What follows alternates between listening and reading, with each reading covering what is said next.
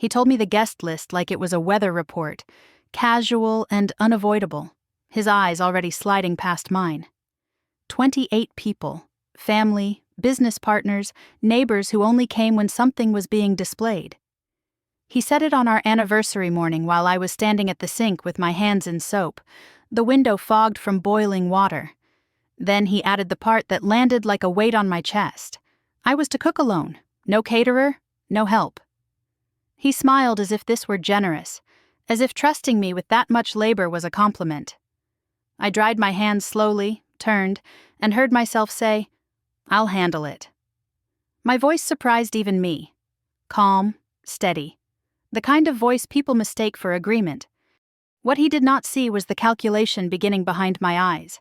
Not anger, not tears, a narrowing, a quiet sorting of options.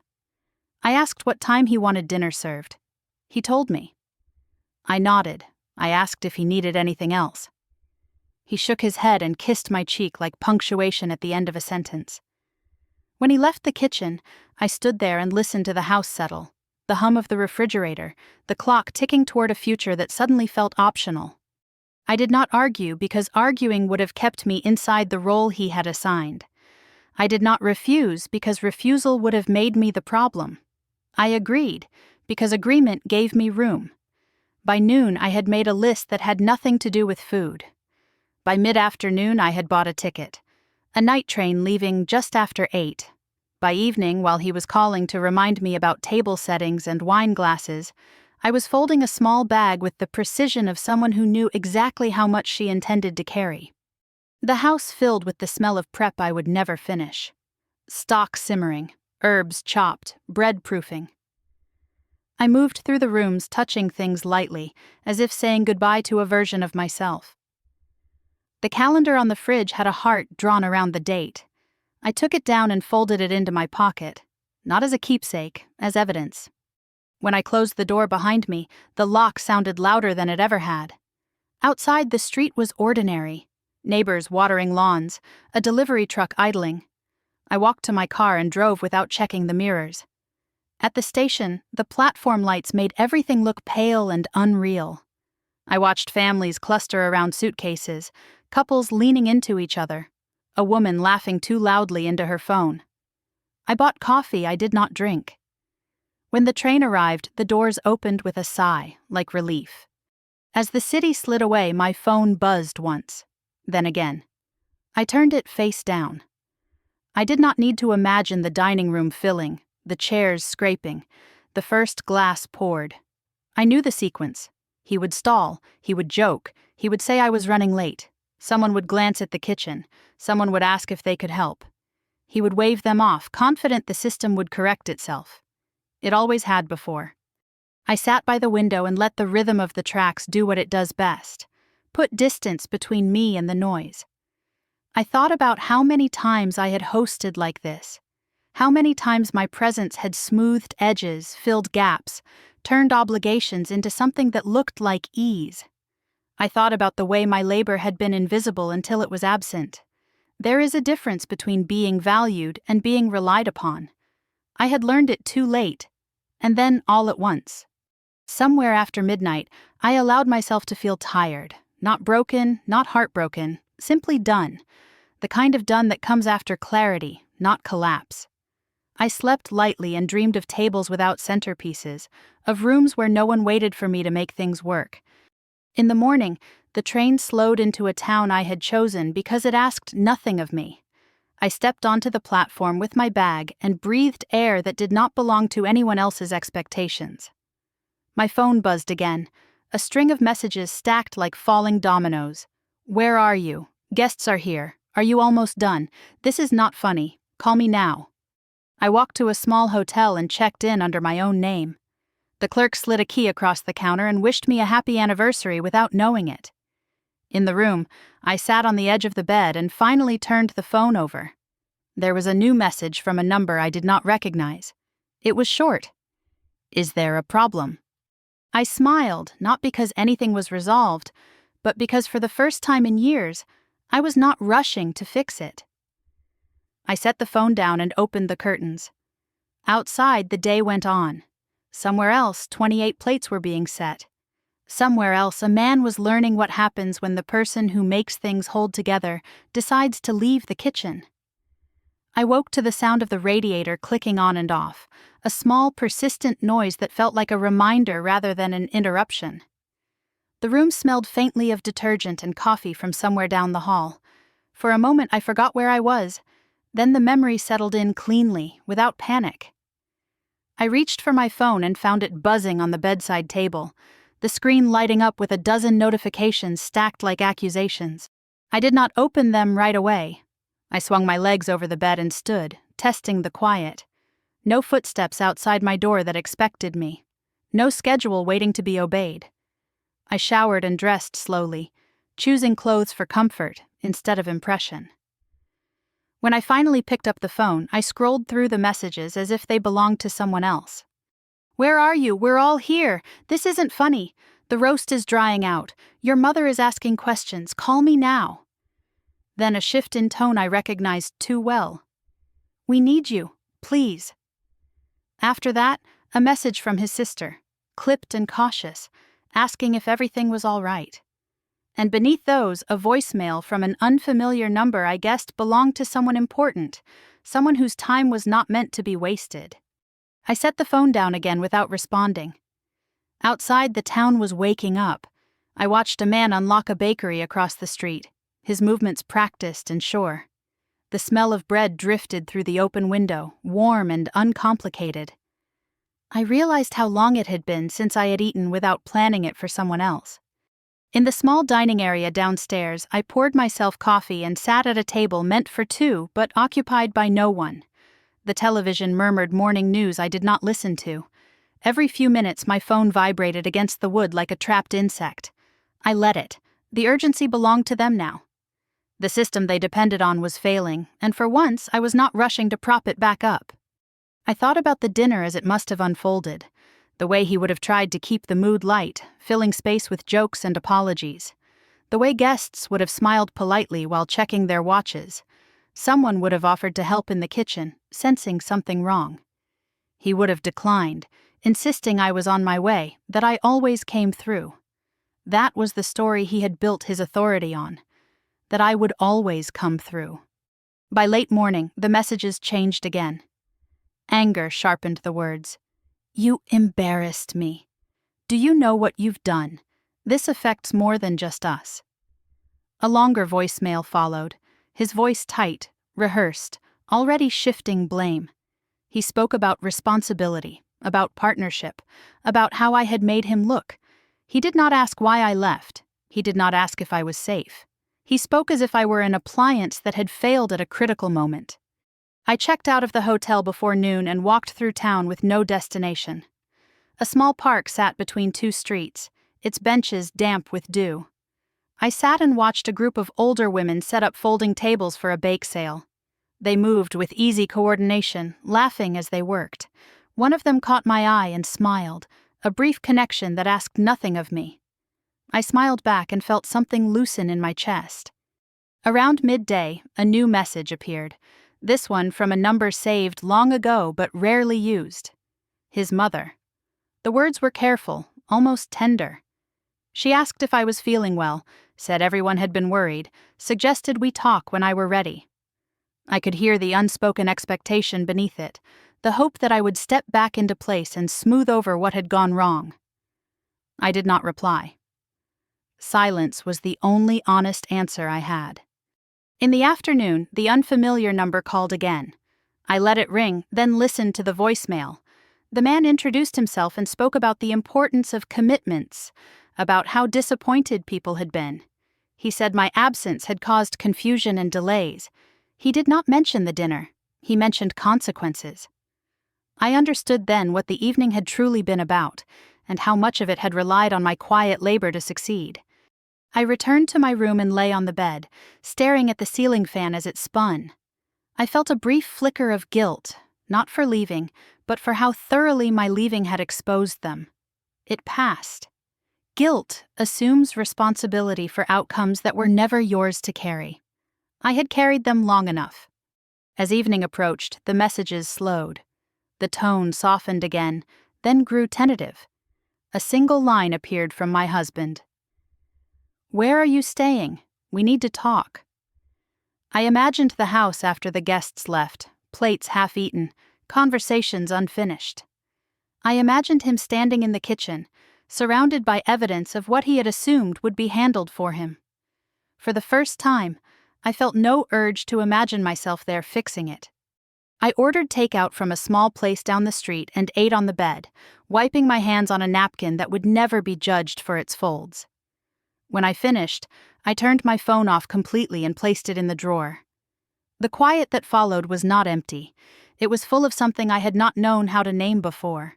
Not freedom exactly, not relief. It was the absence of expectation, and it felt like room to breathe. That night, I slept deeply, the kind of sleep that comes when your body believes you are safe. Somewhere else, explanations were being demanded and apologies rehearsed. Somewhere else, people were asking how this could have happened. I did not need to answer them. The answer was already moving forward, steady and irreversible, carrying me away from the table I had been expected to set forever. By the third morning, the shock had worn off and left something sharper in its place. Not regret. Recognition. I woke before the alarm I hadn't set and lay still, listening to the unfamiliar quiet, realizing how long it had been since I'd woken without bracing myself for someone else's needs. My phone was still in the drawer where I'd left it. I didn't reach for it right away. I wanted a few minutes where nothing reached for me first. When I finally turned it on, the screen filled with what I expected and something I didn't. Missed calls, yes. Messages from my husband that swung between apology and accusation, yes. But threaded through them were messages from people who had never contacted me directly before. A neighbor asking if everything was okay. One of his colleagues sending a clipped, professional note about confusion and delays. Even a distant cousin, someone who usually spoke to me only at holidays, writing that she hoped I was taking care of myself. It struck me then how visible I had always been without ever being seen. They had known my role well enough to notice when it was empty. I sat at the small desk by the window and read the messages slowly. My husband's words blurred together, a familiar pattern of deflection. He talked about embarrassment, about how he'd had to manage the situation on his own. He said people had left early. He said things had been said that couldn't be unsaid. He did not once acknowledge the order he'd given me that morning in the kitchen, the assumption wrapped so neatly in confidence that he hadn't thought it cruel. One message stood out, not for its length but for its restraint. It was from a woman I barely knew, someone connected to his work. She apologized for reaching out directly and said only that the evening had been unexpected, that certain plans were now under review. I read it twice, then set the phone down and felt a quiet shift inside me. Whatever that dinner had been designed to finalize, it had not survived my absence. I left the room and walked through town, letting my thoughts line up with my steps. The streets were busy now, people moving with purpose, carrying coffee and bags and conversations that had nothing to do with me. I passed a grocery store and went in, buying fruit and bread and cheese without calculating portions for anyone else. At the checkout, the cashier asked if I needed a bag. I said yes, then laughed softly at myself. I needed one because I wanted one. The simplicity of that decision stayed with me. Back in the room, I unpacked the groceries and ate standing by the window. As I did, memories surfaced uninvited. Not dramatic scenes, but small moments that now formed a pattern I couldn't ignore.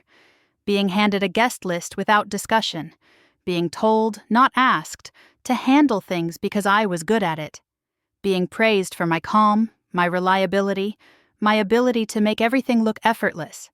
I had mistaken that praise for appreciation. It had been convenience all along. In the afternoon, my phone rang again. This time, I answered. Not because I felt ready to explain myself, but because I wanted to hear what came next. It was my husband.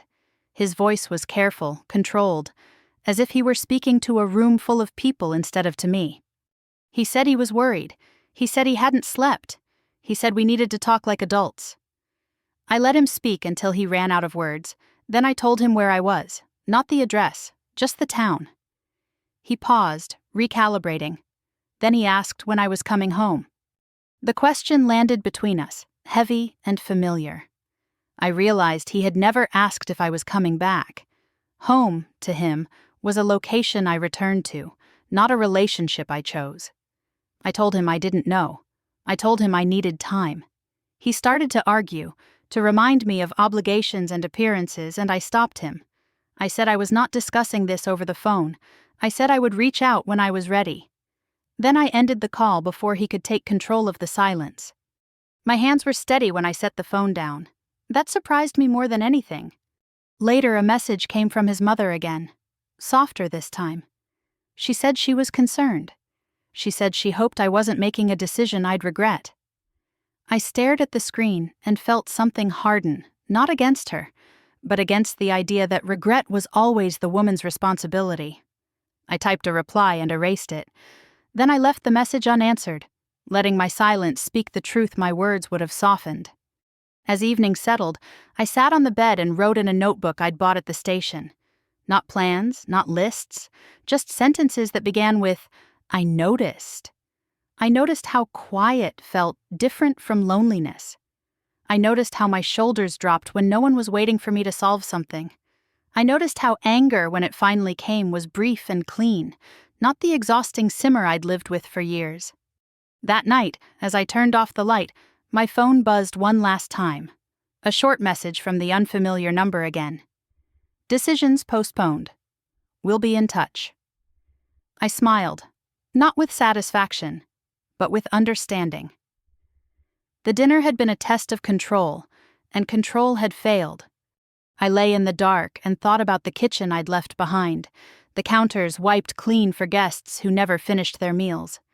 For years I had been the quiet force that made things work.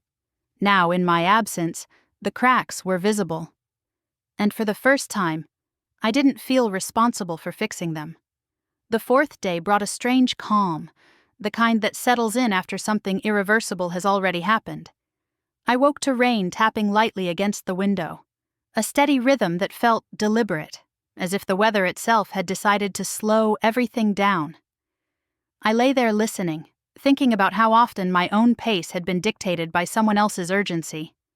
Now there was no rush, no deadline waiting to be met. When I checked my phone, there were fewer messages than before. The frantic edge had dulled, replaced by something more cautious. A brief update from his sister, carefully worded. A missed call from my husband that had not been followed by a text. Silence from the unfamiliar numbers. The collapse, whatever shape it had taken, was settling into its consequences. I left the room and walked through town again, this time without trying to distract myself.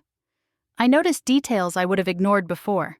The way rain darkened the brick sidewalks, the smell of wet leaves near the park, a woman standing under an awning, shaking out an umbrella and laughing to herself. Ordinary scenes, but they felt newly available to me, as if my attention were no longer being pulled in a dozen directions at once. At a small cafe near the corner, I ordered breakfast and took a seat by the window. I ate slowly, not checking my phone between bites.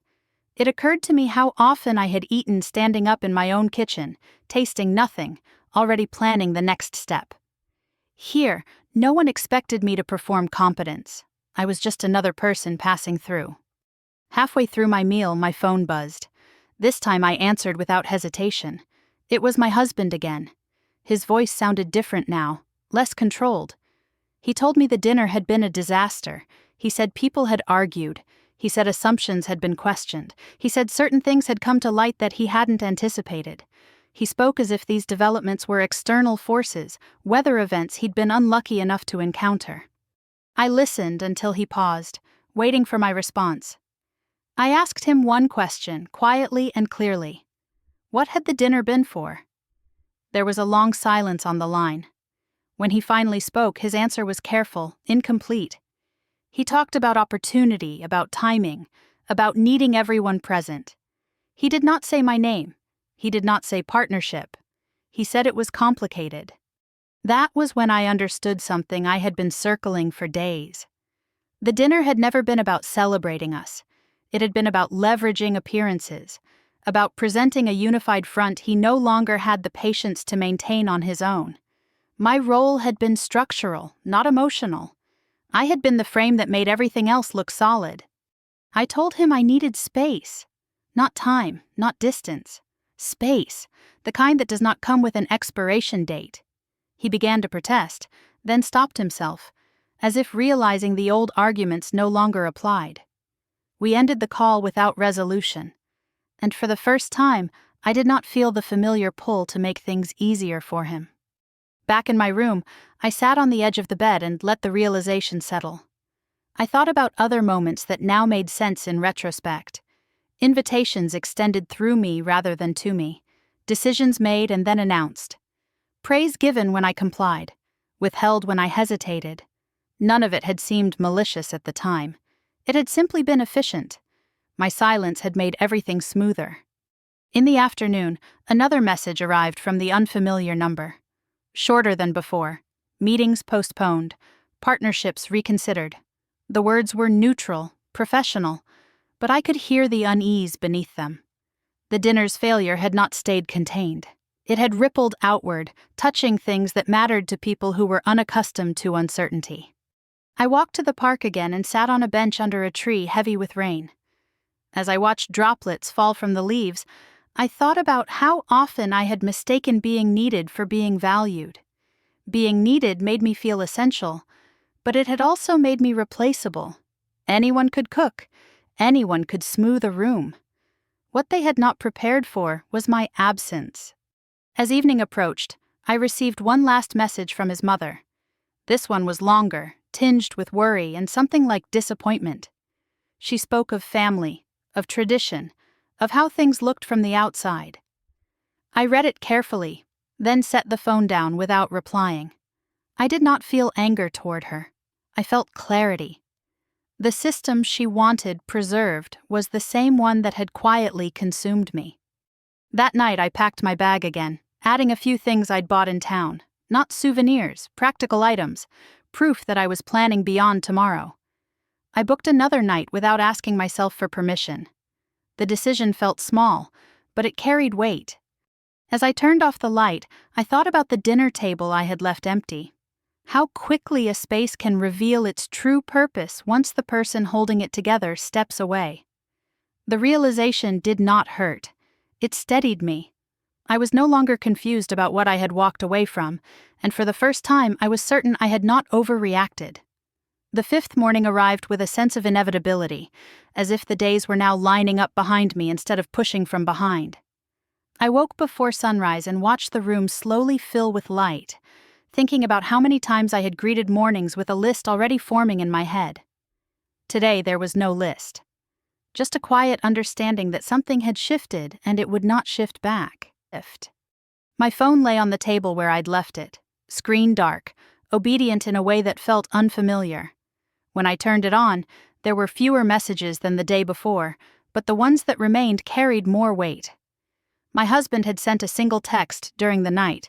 "We need to talk today. This can't wait." There was no apology in it, no question, just expectation, dressed up as urgency. I made coffee and stood by the window while it brewed, letting the smell ground me. Outside, a delivery truck rumbled past, followed by the low murmur of early commuters. The world was moving on schedule, indifferent to the fracture unfolding elsewhere. That indifference steadied me. It reminded me that the stakes, while high to those involved, were not universal truths. By mid-morning, the call came. I answered, not because I felt ready, but because avoidance was no longer serving me. His voice was tight, controlled, as if he were speaking through clenched teeth. He told me there had been consequences. He told me people were questioning him, questioning plans he'd assured them were settled. He told me he had spent hours explaining my absence, framing it as a misunderstanding, a personal matter that had spiraled unexpectedly. I listened, noticing how often he used the word "we" when describing damage and the word "you" when describing cause. When he finished, he waited, clearly expecting reassurance or strategy. Instead, I asked him what he wanted from me now. There was a pause, longer than the others. Then he said he needed me back. Not emotionally, logistically. He said things had worked because I had been there. He said this situation was unsustainable. He said we could talk about my feelings later, But first we needed to stabilize what was falling apart. That was when the anger arrived. Not loud or explosive, but precise. I told him I was not a system to be stabilized. I told him I was not returning to manage the consequences of a structure I had not designed. He tried to interrupt, and I stopped him. I said I had given years of unpaid labor to his comfort and credibility. I said my absence was not a mistake, it was information. The line went quiet. When he spoke again, his tone had changed. He accused me of selfishness, of abandonment, of choosing drama over duty. I felt the familiar tug to explain, to soften, to make him see me as reasonable. I resisted it. Reasonableness had been my cage. I told him I would not be returning under the conditions he was offering. I told him I needed more than promises of later conversations. I needed evidence of respect, and I did not believe he knew how to provide it. We ended the call abruptly.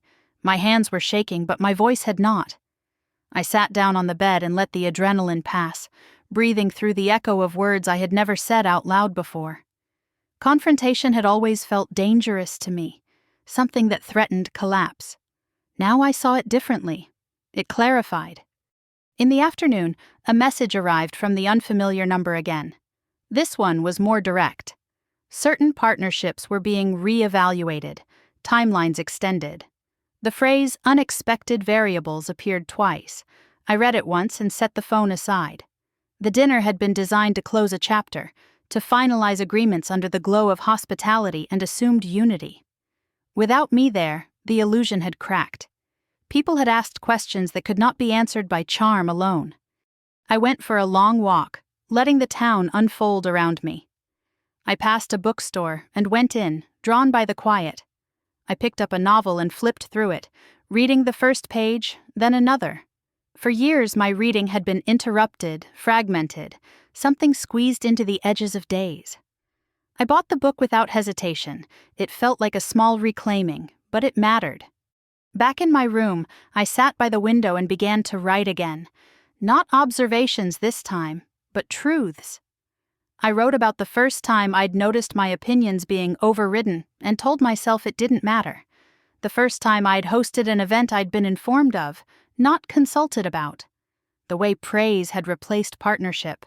Seeing it on the page stripped it of ambiguity. This had not happened overnight. It had been built layer by layer on my compliance. As evening settled, my phone buzzed once more. This time it was his mother again, her message careful but firmer than before. She said I was hurting the family. She said people were talking. She said this was not how things were done. I read it, felt the familiar pull of obligation, then let it go. The family she wanted me to protect had never protected me in return. I closed the curtains and turned on the lamp, creating a small circle of light in the room. Outside, rain began again, soft and steady. Somewhere, plans were unraveling, deals delayed, reputations dented. I was no longer at the center of that storm. I was standing just outside it, watching with clear eyes. That night, as I lay down, I understood something essential. Leaving had not been the act of power. Refusing to return on their terms was. The dinner had exposed the structure. The days after were exposing the cost. And for the first time, I was not willing to pay it. By the 6th day, the pattern had become unmistakable. The silence between messages stretched longer, but when the phone did ring, the stakes were higher. It was no longer just my husband trying to pull me back into alignment. Others had begun to circle the gap I'd left, probing it, testing how much damage my absence could do.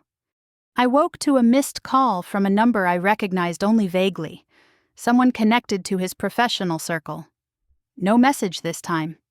Just the unanswered ring, like a doorbell pressed once and then abandoned. I let it remain unanswered. The act felt deliberate now, not reactive. Each decision to withhold my voice clarified what mattered.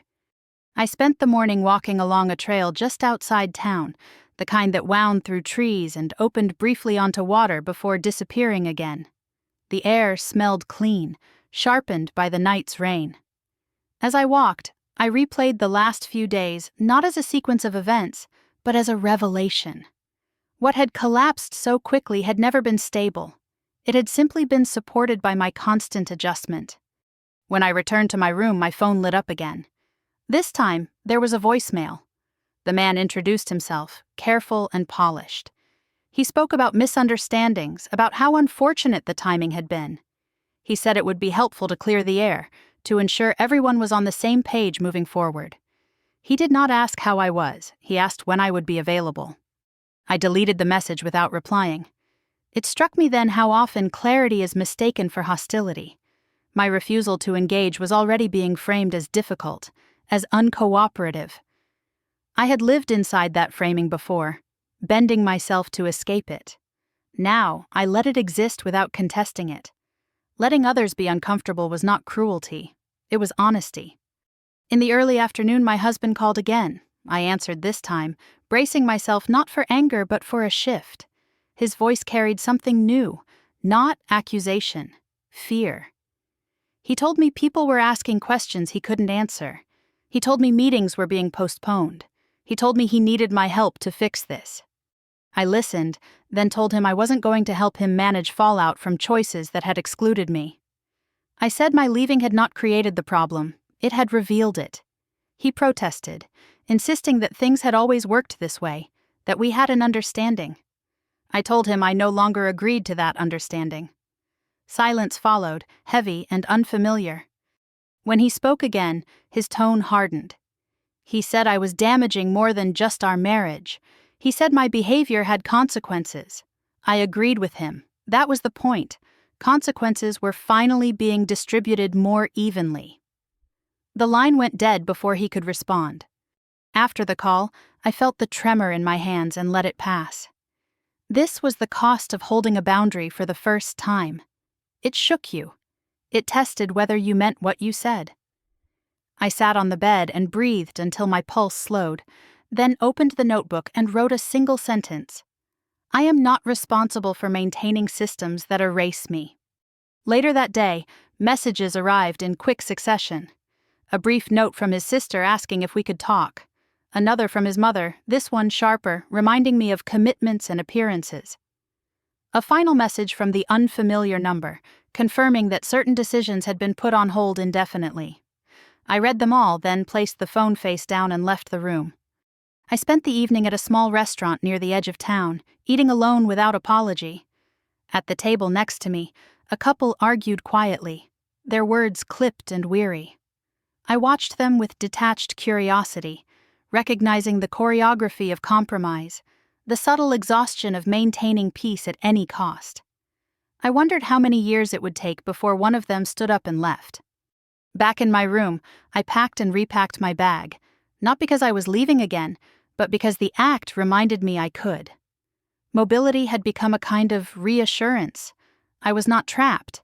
I was choosing stillness because it suited me, not because I lacked options. As night settled, my phone buzzed once more. This time it was a text from my husband that surprised me with its restraint. I don't know how to fix this without you. The words were simple, unadorned. For a moment I felt the old reflex to respond, to reassure him that I would help, that we would figure it out together. I let the moment pass. I typed a reply, then erased it, then I typed another. I told him I believed him. I told him I hoped he would learn how. I did not offer myself as the solution. When I sent the message, it felt like setting something down I had carried for too long. I turned off the light and lay in the dark, listening to the building settle around me. Somewhere else, plans were being redrawn, alliances reconsidered, stories adjusted to account for my absence. The damage was no longer contained to one night or one room. It was spreading, touching every place where my quiet labor had once smoothed the edges. For the first time, that knowledge did not frighten me. It steadied me. The cost of leaving was real, but so had been the cost of staying. And now, at last, I was no longer the only one paying it. The seventh day felt different, not because the pressure had eased, but because it had shifted direction. I woke with the sense that the center of gravity was no longer pulling toward me. Whatever had begun with my absence was now moving on its own, rolling forward with a momentum no single conversation could stop. I checked my phone once, out of habit more than concern. There were messages, but they no longer arrived in waves. They came singly, carefully timed, as if the people sending them were coordinating among themselves. My husband had not written overnight. Instead, there was a short message from his sister asking if I would be open to talking later in the week. A different tone, less urgency, more caution. Silence, I was learning, rearranged hierarchies. I left the room early and walked through town while the shops were opening. Metal gates lifted, lights flicked on, routines resumed. Watching it, I realized how many lives functioned without my participation. That thought would have frightened me once. Now it felt liberating. I was not the hinge everything turned on. I had simply been treated as if I were. By mid-morning, the calls resumed. First from a number I did not recognize, then another, then another. I let them ring. I was done being pulled into rooms where decisions had already been made.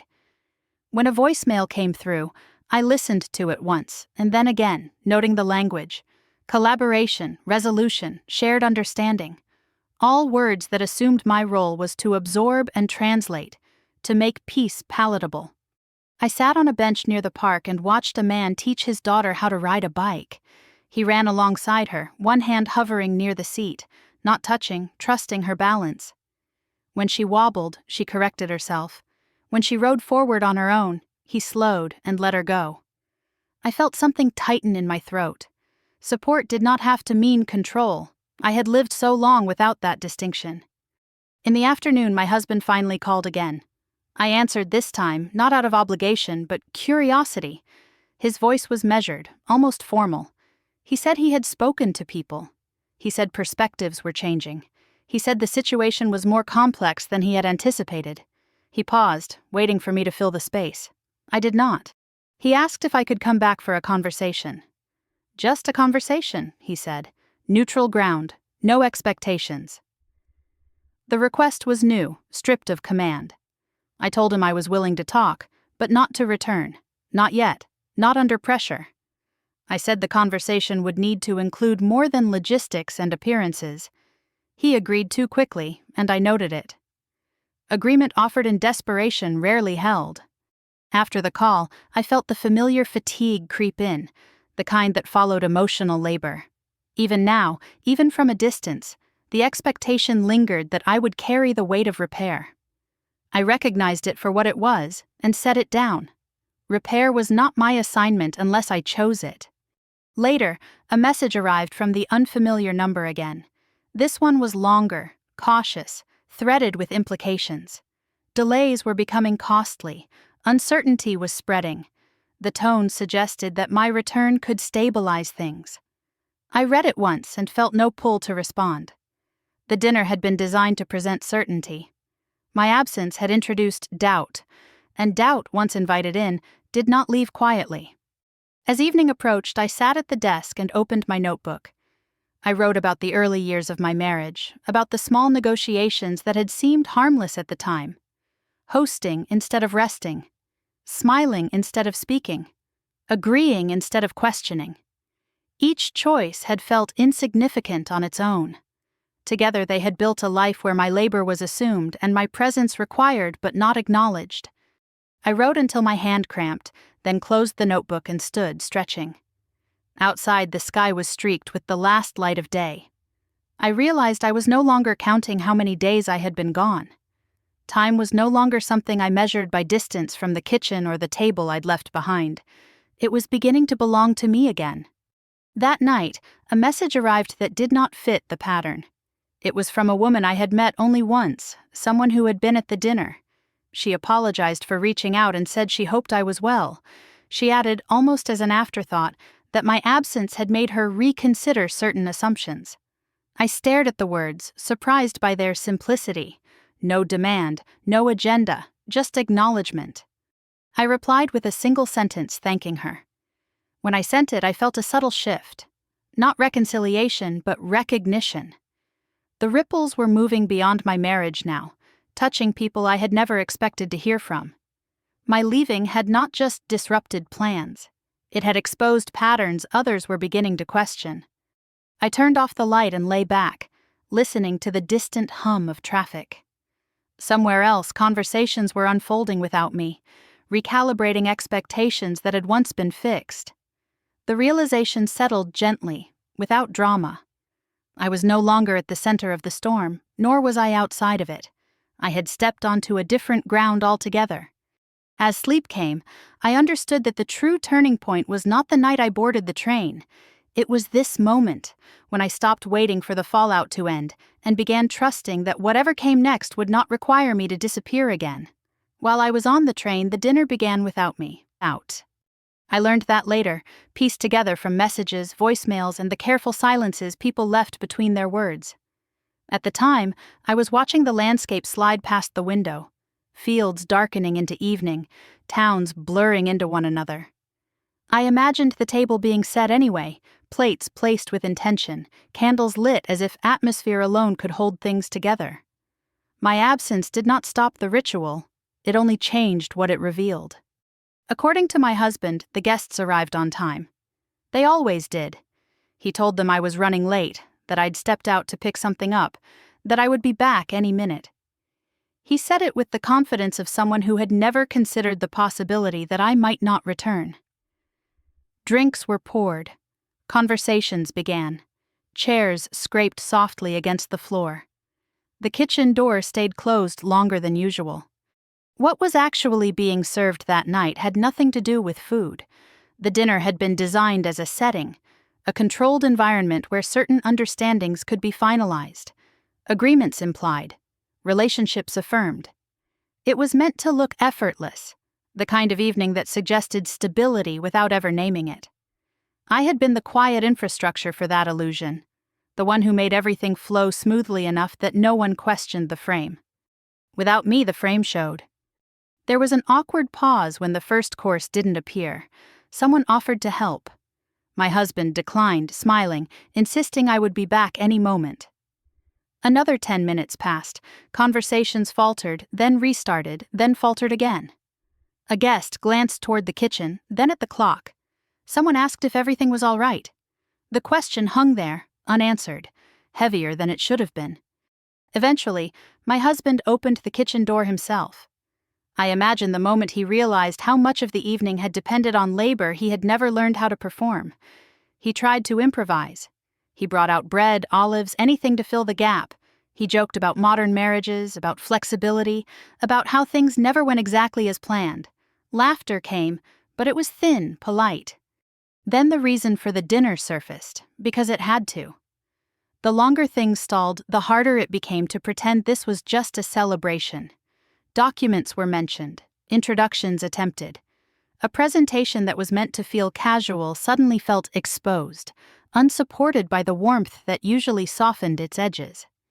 Questions were asked, not confrontational ones, but curious ones, the most dangerous kind. Without me there to redirect, to soothe, to translate tension into hospitality, the cracks widened. Someone challenged an assumption my husband had spoken of as settled. Another hesitated, then admitted they hadn't fully understood the arrangement being implied. The room shifted. Attention moved away from him, not toward me, but toward the empty space I had left. I did not hear any of this as it happened. I was already somewhere else by then, sitting in a hotel room, my phone face down on the nightstand. I did not need to imagine the exact words. I understood the structure well enough to know how it would fail. Systems that rely on one person's invisible labor collapse when that labor is removed. The first message came just after midnight. A single text from my husband. "Where are you?" Then another. "This isn't funny." Then a missed call. I did not respond. A voicemail followed, his voice tight, controlled, explaining that things had gone off schedule, that people were confused, that he needed me. He did not ask if I was all right. He asked when I would be back. In the morning, more information arrived, indirectly. A forwarded message from his sister, asking what had happened. A clipped note from someone I didn't know well, mentioning that the evening had been unexpected. One voicemail from an unfamiliar number, its tone professional but strained, referencing delays and reconsiderations. No one used the word failure, but it threaded through everything they said. I sat on the edge of the bed and listened to the messages one by one. I felt no rush of satisfaction, no sense of victory, only a steady confirmation of something I had already known. My presence had been structural. Its removal had consequences that could not be smoothed over with charm. The most telling message came later that morning. It was brief, almost reluctant. The dinner had not achieved its purpose. Certain decisions had been postponed. Further discussions would be necessary. The sender did not blame me. They did not name me at all. They simply acknowledged that something essential had been missing. I set the phone down and looked around the room. The bed unmade, the curtains half open, light spilling across the floor without asking permission. Somewhere else, plates had been cleared uneaten, conversations cut short, explanations rehearsed. The table had been set, but the evening had not gone as intended. What collapsed that night was not just a plan. It was an assumption. The belief that I would always be there, quietly holding things together, absorbing pressure, making sure nothing fell apart. My absence had forced everyone to confront the truth of that belief. I did not feel triumphant. I felt distant, almost tender toward the version of myself who had once believed her role was indispensable and therefore secure. Indispensable things are often taken for granted until they are gone. By the time I turned my phone off again, I understood that the dinner had been the beginning, not the end. What had unraveled at that table would not be repaired quickly. The ripples were already spreading, touching relationships and agreements far beyond one evening. And I was already out of reach, watching it happen from a place where I no longer felt responsible for the collapse. The morning after the dinner, I woke to a quiet that felt deliberate, as if the world were waiting to see what would happen next. Light filtered through the curtains of the small room I'd chosen, touching the edges of things without claiming them. My phone lay where I'd left it, face up this time. I did not dread picking it up. That alone told me something had changed. The messages arrived in fragments, never as a complete story. A voicemail from my husband sent just before dawn, his voice hoarse, careful. He said the night had been difficult. He said people had left early. He said there were misunderstandings that needed to be addressed quickly. He did not ask where I was. He did not ask if I was coming back. He spoke as if I were a variable to be recalibrated, not a person with agency. Then came the forwarded notes, a brief apology from his sister for the confusion, a neutral update from someone connected to his work, stating that timelines would be adjusted. Another message from the unfamiliar number, more formal now, confirming that certain discussions had been paused pending clarification. Each piece landed separately, but together they formed a picture that was impossible to ignore. The dinner had not simply failed. It had destabilized things that depended on certainty. I got dressed and went downstairs for coffee, carrying the phone with me but not looking at it. In the small dining area, people moved quietly, absorbed in their own routines. No one recognized me, no one expected anything from me. I poured coffee and sat by the window, watching a delivery truck unload crates with practiced efficiency. Work continued, life adjusted, it always did. When I finally checked the phone again, the tone had shifted. The messages were no longer frantic, they were measured, cautious. My husband wrote that we needed to talk, that things were more complicated than he'd anticipated. He said certain people were asking questions he hadn't prepared for. He said the absence of a clear explanation was making others nervous. He did not say my absence. He said the absence of clarity. I walked through town afterward, letting the air settle my thoughts. The park was busy with parents and children, ordinary scenes unfolding without urgency. I thought about how quickly attention moves when it is not being managed. At the dinner, without me there to smooth transitions and redirect discomfort, attention had turned where it always does, toward the person who benefits most from the arrangement. By midday, the calls began. One after another, spaced just far enough apart to feel intentional. I let them go to voicemail.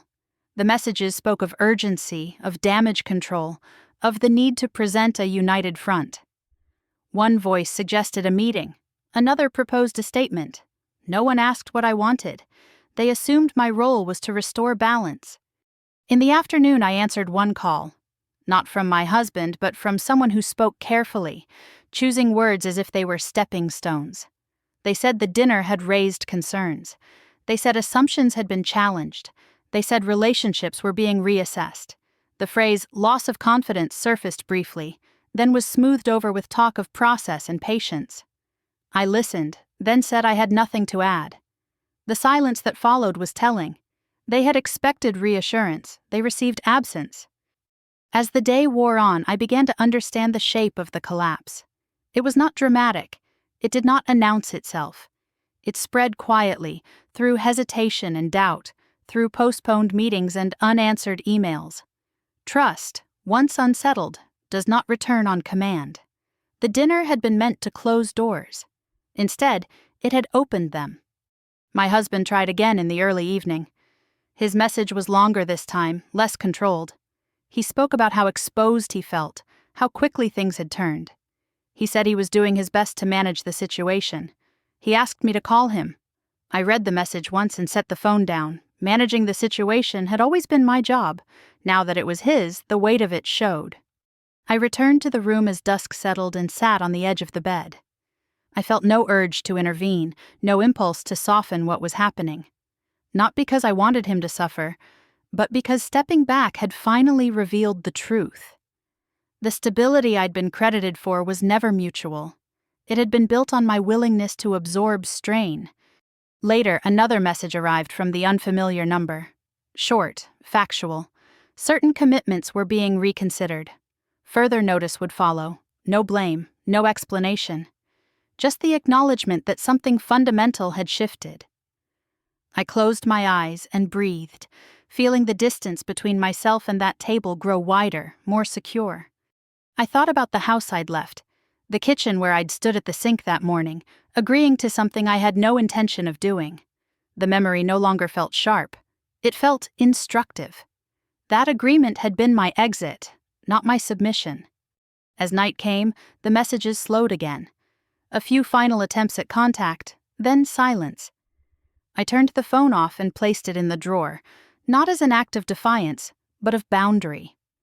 Outside, the town settled into evening routines, lights flickering on one by one. The collapse was not finished. I could feel that. It would continue to ripple outward, touching things that had been held together by assumption rather than consent. But it no longer belonged to me. I had stepped out of the role that made it possible. I lay back and stared at the ceiling, listening to the quiet hum of the building. The old order had depended on my presence to function. Without it, there would be no easy return. And for the first time since I'd left, I did not wonder if that was too much. I knew it was simply the truth, unfolding at its own pace, indifferent to who wished it could be undone. The silence after the storm felt heavier than the noise that came before it. I woke late that morning, the room washed in pale light, my phone untouched where I'd left it. There were no new messages waiting, no calls demanding response. The quiet was not empty. It was deliberate, earned, and I let it settle without rushing to fill it. I made coffee and sat by the window, watching the street below ease into its day. People moved with purpose, unbothered by whatever had unraveled elsewhere. I realized how long it had been since I'd allowed myself to be unneeded. The absence of obligation felt unfamiliar, like a muscle that hadn't been used in years, tender but alive. There was a truth I had never said out loud, not even to myself. I had known, long before the anniversary, that I was being diminished, not through cruelty, but through expectation. I had learned to anticipate needs before they were voiced, to smooth edges before they cut. I had mistaken that vigilance for love. It was only later that I understood it had been training. Silence, practiced long enough, becomes instruction. I thought back to moments that had seemed insignificant at the time. A dinner I hosted without being asked. A guest list delivered as a conclusion, not a conversation. Praise that arrived only after compliance, never after honesty. I had told myself these were small concessions, the price of harmony. I had not seen how each one narrowed the space I was allowed to occupy. One memory surfaced with unexpected clarity. A holiday gathering years earlier, when I'd suggested a simpler plan. He'd smiled, distracted, and said, "Don't worry about it. You're better at this stuff." The room had laughed softly, the comment passing as a compliment. I had laughed too, feeling seen and erased at the same time. That night I stayed up late arranging place cards while everyone slept. I remember the quiet, the way the house felt owned by expectation rather than shared by choice. The problem had never been one night. It had been the accumulation of nights like that, stitched together by my willingness to disappear for the sake of ease. I had told myself that staying quiet kept things stable. In truth, it taught everyone how little resistance to expect. Responsibility has a way of disguising itself. For years, I had carried it like proof of worth. I was reliable, I was capable, I was the one who made things work. What I had not acknowledged was how often that responsibility had been assigned, not chosen. Taking responsibility is not the same as accepting guilt. The first is agency, the second is burden. I had confused the two for too long. That afternoon, I took a long walk without a destination.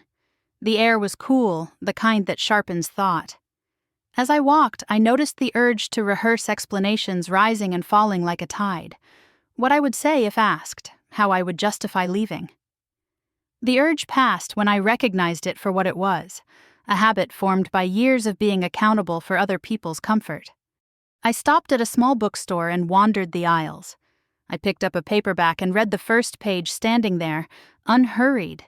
No one was waiting for me to finish. The thought felt almost indulgent.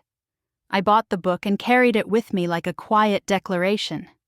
Back in the room, I sat on the bed and let the truth settle without ceremony. I did not need to be understood to be certain. Understanding had always been a negotiation, offered conditionally and revoked when inconvenient. I no longer needed it. Distance had done what explanations never could. It had clarified where I ended and where others began. In the early evening, my phone buzzed once. A short message from my husband. "We should talk when you're ready." The words were neutral, careful. I read them and felt no rush to respond. Readiness no longer meant returning to the table. It meant choosing myself without apology. I placed the phone face down and opened the book I'd bought, letting someone else's words carry me for a while. As night came on, I noticed small changes in my body. My shoulders rested lower. My breath came easier. I ate when I was hungry and stopped when I wasn't. These were not grand transformations. They were quiet shifts, the kind that signal permanence. Lying in the dark, I thought about the woman I had been before the train, before the kitchen, before the agreement that became my exit. I felt tenderness toward her. She had done the best she could with what she believed was required. She had kept things running because she thought that was what love looked like. Now I knew better. Love does not require erasure. Stability does not demand silence. And a life that needs you to disappear to function is not a life you are meant to sustain. I turned onto my side and listened to the building settle. The future did not feel loud or triumphant. It felt open. And for the first time, that openness did not frighten me. It felt like space.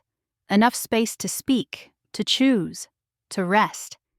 Enough space to live without rehearsing my worth. The days that followed settled into a rhythm I did not have to negotiate. I woke when my body was ready, not when obligation pulled me upright. Morning light entered the room without ceremony, touching the edges of things I had chosen myself. The space was modest, functional, unremarkable in every way except one. It belonged to me. I made simple breakfasts and ate them at a small table by the window. Sometimes I read. Sometimes I watched the street below wake up. No one waited for me to perform competence. No one measured my value by what I produced before noon. The absence of urgency was not laziness. It was recovery. I noticed how quickly my habits changed when no one was watching. I walked without checking the time. I lingered in places that interested me. I chose what to wear based on comfort instead of impression. These decisions were small, almost invisible, but together they formed a life that no longer required reaction. I was no longer arranging myself around someone else's expectations. In the afternoons, I returned to something I had set aside years earlier, not because it was impractical, but because it had not been useful to anyone but me. I spread papers across the desk and worked quietly, losing track of time in the way that only happens when effort is voluntary. The focus came back slowly, like a muscle remembering its shape. With it came confidence, not loud or performative, but steady. There was power in that steadiness. I felt it when I walked into shops without rehearsing conversation, when I spoke and did not soften the edges of my words, when I said no without adding an explanation. Each time, the world adjusted. It always had. I was the one who had believed adjustment was my sole responsibility. Late one afternoon, my phone buzzed. A message from my husband. The tone was different now. Careful, measured. He said he hoped I was well. He said things had been difficult. He said he understood that I needed space. Then he asked if we could talk. Not urgently, not immediately. When I was ready.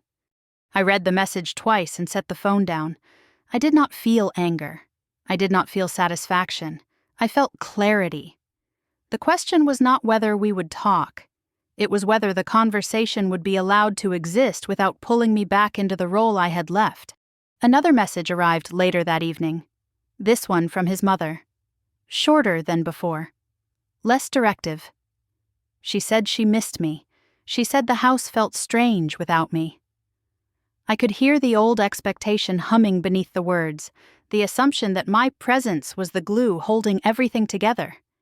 I did not reply. Missing me was not the same as valuing me. As the days passed, the attempts at contact became less frequent.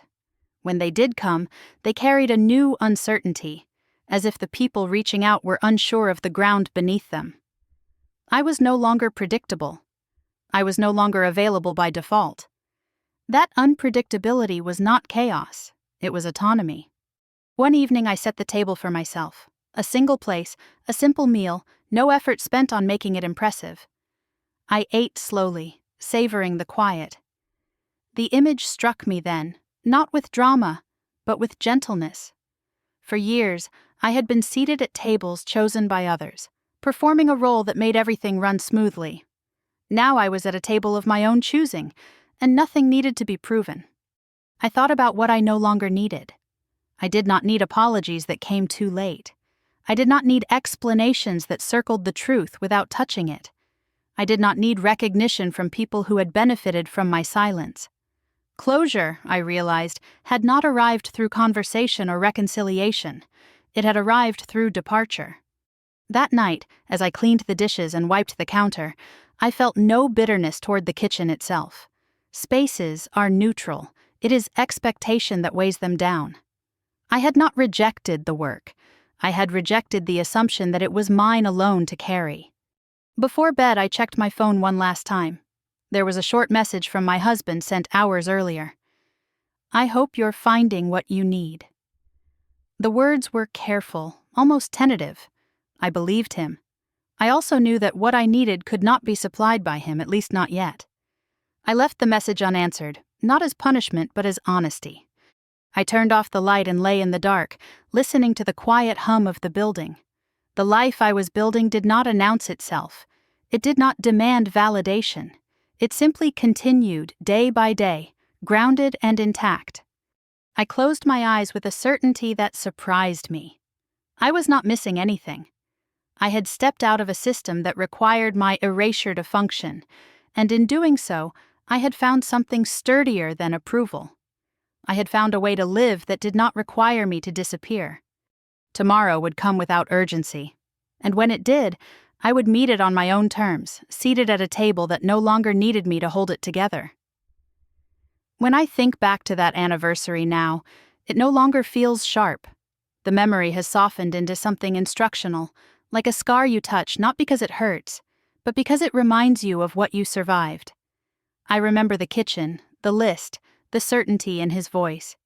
And I remember the moment I realized that certainty did not belong to me. That night did not break my life. It clarified it. Leaving was never about anger. I did not board that train to punish anyone. I left because staying had begun to feel like a quiet form of self-erasure. I left because I had learned, slowly and then all at once, that endurance is not the same as devotion. When a role requires you to disappear so others can remain comfortable, it is not a role built on love. It is built on habit. For a long time, I believed that keeping things running was my responsibility. That harmony depended on my willingness to smooth edges, to anticipate needs, to swallow discomfort before it showed. I thought that was maturity. I thought that was partnership. What I see now is how easily that belief turned me invisible. Systems that rely on silence are not stable, they are simply unchallenged. The kitchen became a symbol for me, though it was never about cooking. It was about expectation, about being valued for what I provided rather than who I was. When I stopped providing, the truth surfaced quickly. Not because I exposed it, but because my absence removed the cover. Silence keeps systems running. Absence forces them to reveal themselves. I did not gain revenge by leaving. I gained perspective. I gained the understanding that self-respect is not loud or dramatic. It is consistent. It shows up in small decisions made without apology, in choosing when to speak and when not to, in recognizing that you do not owe your labor, your peace, or your presence to anyone who treats them as a given. If you are listening to this and something in it feels familiar, you are not alone. Many women learn early how to make themselves useful, agreeable, dependable. We are praised for our calm, our reliability, our ability to make everything work. Over time, that praise can become a trap. Feeling tired does not mean you are weak. Wanting respect does not make you selfish. And choosing yourself does not mean you have failed anyone. What I gained in the end was not freedom from others. It was freedom from expectation. I learned that I could leave roles that diminished me without needing permission or consensus. I learned that peace does not arrive when others finally understand you. It arrives when you understand yourself well enough to stop negotiating your worth. I would make the same choice again. Not because it was easy, but because it was honest. The life I am living now does not require my silence to function. It does not need me to disappear to stay intact. It allows me to exist fully, imperfectly, and without apology. If this story resonated with you, I'd love to hear your thoughts. Have you ever stayed in a role longer than you should have? What would you have done in my place? Your experiences matter, and sharing them might help someone else feel less alone. If you want to hear more stories like this, stories about dignity, quiet strength, and the moments that change us, stay with the channel. Subscribe, leave a comment, and join the conversation. Sometimes the most powerful thing we can do is tell the truth about our lives and listen when others do the same. This story is fictionalized for dramatic effect.